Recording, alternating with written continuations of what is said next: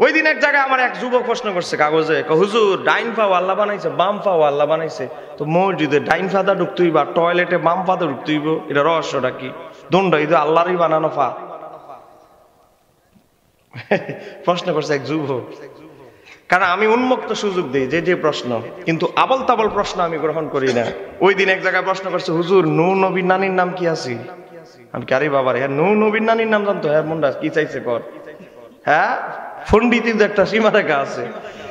ও বাবা দেখেন, আল্লামা ইমাম কাস্তালানী রহমাতুল্লাহ আলাইহি আমার নবীর সুন্নতের আলোচনা করতে গিয়ে লেখে, আমরা কেন মসজিদে ঢোকার সময় ডান পা, টয়লেটে ঢোকার সময় বাম পা, এটা রহস্য আছে না নাই? রহস্য লিখতে গিয়ে বলতেছে, একটা মানুষ যখন হাঁটে, কদম রাখে, ডাইন পায়ের মধ্যে অধিকাংশ ওজনটা বহন করে। ও বাবা, আপনি যখন একটা উচ্চতর জায়গায়, উঁচু জায়গায় পা রাখবেন, উচ্চতর জায়গায় যেন একটা উঁচা সিঁড়ি, বাম পাটা দিয়ে আগে না ডাইন পাটা? ডাইন পাটা।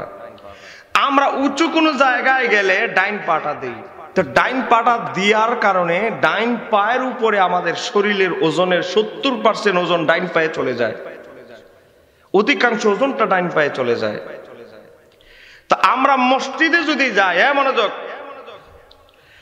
আমার নবী বলেছেন মিশকাত শরীফে মাসাজিদ অধ্যায়ের মধ্যে এসেছে, ও বাবা কেউ যদি আল্লাহর রাস্তায় ঘর থেকে বের হয়ে যায় নামাজের জন্য, ওই অবস্থায় যদি কারো ইন্তেকাল হয়, তার মৃত্যুটা হয় শহীদি মরণ। একটু জোরে কন্যা সুবহানাল্লাহ।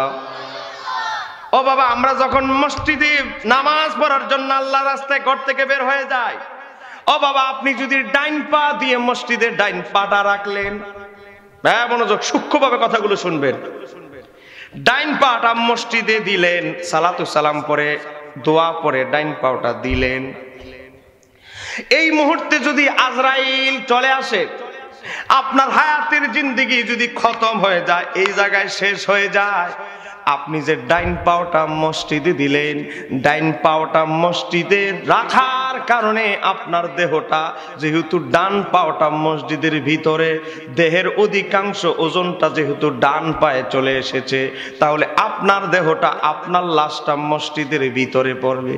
সুবহানাল্লাহ। আরেকটু জোরে কর না। আর মসজিদের ভিতরে যদি পড়ে, আপনার মৃত্যুটা হবে শহীদি মরণ। সুবহানাল্লাহ।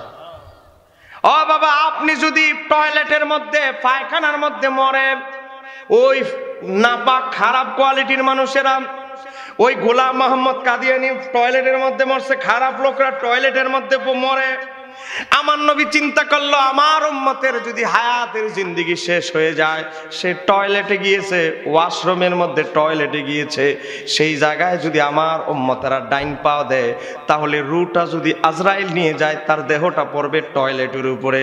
এজন্য আমার নবী বললেন, উম্মত তোমরা যখন পায়খানায় যাইবা, পাওটা দিব বাম পাও, ডাইন পাওটা রাখবে বাইরে।